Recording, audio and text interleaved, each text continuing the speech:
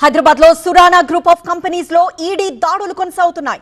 సికింద్రాబాద్, బోయిన్పల్లి, జూబ్లీ హిల్స్, మాతాపూర్ లో 10 చోట్ల ఏకకాలంలో తనిఖీలు చేస్తున్నాయి చెన్నై ఈడీ బృందాలు. Surana group chairman Narender, director Devendra నివాసాలతో పాటు ఎగ్జిక్యూటివ్ డైరెక్టర్ల ఇళ్లలో కూడా సోదాలు జరుపుతున్నారు.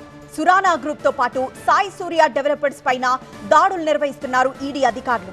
Sai Surya developers chairman, MD నివాసాల్లో సోదాలు జరుపుతున్నారు. సురానా గ్రూప్ కి అనుబంధంగా పనిచేస్తోంది సాయి సూర్య డెవలపర్స్.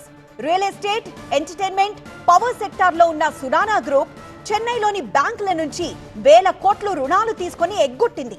3 ప్రభుత్వ రంగ బ్యాంకులకు 3,986 కోట్లు ఎగ్గొట్టినట్లు కేసులు నమోదు చేసింది సిబిఐ. 2012లో సురానా గ్రూప్ పై దాడులు చేసిన సిబిఐ 400 కేజీల బంగారాన్ని స్వాధీనం చేసుకుంది.